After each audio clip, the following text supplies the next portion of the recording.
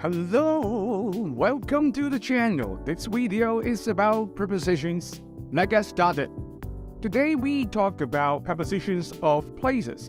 Prepositions like in, on, at, and prepositions like about, over.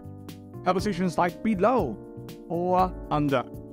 Let's take a look. What are they? Introduction.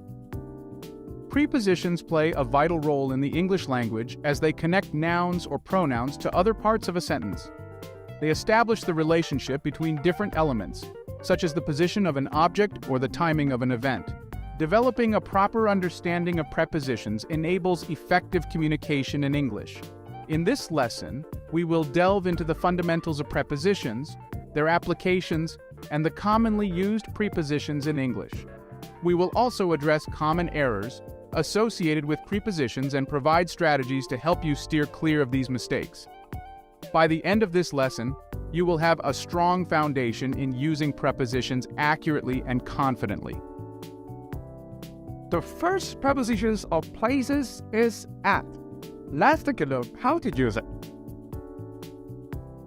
The prepositions of place, at, in, and on.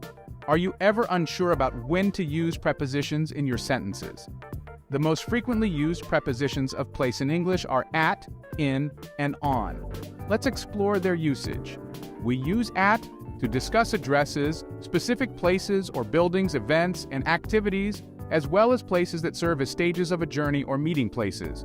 For example, at 22 Queens Road, referring to an address, at a club, at the mall, at Pacific Place, indicating specific places or buildings, at a party, at the rehearsal, at the concert, at the Olympics, describing events and activities. They stop at ports in China, meet me at the Star Ferry Pier, denoting places as stages of a journey or meeting places. However, when mentioning a street or road like Queens Road, we use either in or on based on the context. For instance, on Queens Road, if referring to the street as a surface. In Queens Road, if referring to the area where the street is located. The second prepositions that we're gonna talk about is on. Let's take a look how to use it correctly. The preposition on is commonly used in English to indicate various positions. Here are some examples of its usage. On is used to describe the position on a surface, such as being on the stage, on the roof, or on the table. It is also employed to discuss most means of transportation, such as being on a cruise ship, on a bike, or on the bus. However, we use in for enclosed vehicles, like a car or a taxi. Additionally, on is used to describe floors of buildings and decks of ships and buses, etc. For instance, I live on the second floor, or the ship's gym is on the third deck. The upcoming prepositions that we're gonna talk about is in. Let's take a look.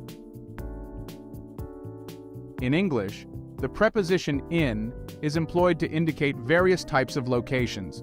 Here are some examples of its usage. We use in to discuss larger areas like districts in Central, cities in Sydney, or countries in Canada. In is also utilized to describe the position of something inside buildings, rooms, or containers. For example, I'm in a beautiful church. Or, I left my tablet in my bedroom. It's in a bag in my drawer. In can also be employed when referring to open spaces with some form of boundary, such as a forest, park, or sea. For instance, we went camping in the forest, there's a concert in the park, or I love swimming in the sea.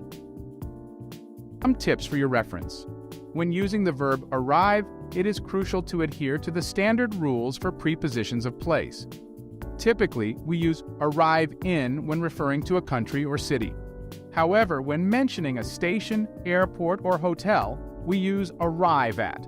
It is incorrect to say arrive to. For instance, instead of saying they'll arrive to Singapore on Tuesday, the correct usage would be they'll arrive in Singapore on Tuesday.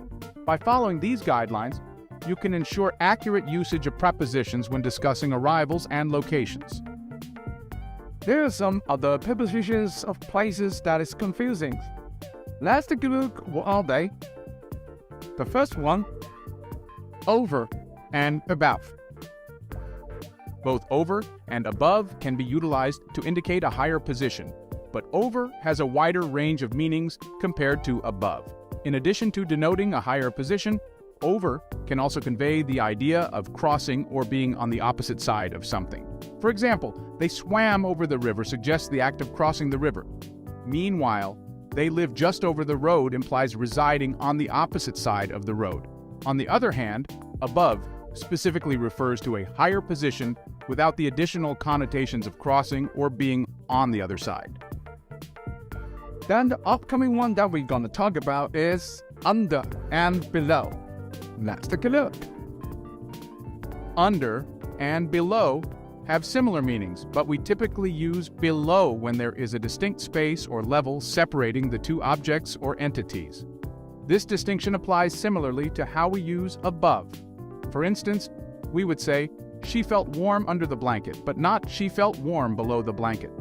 Likewise, we would say, the engine room is on the deck below us, to indicate that it is positioned at a lower level or beneath our current position.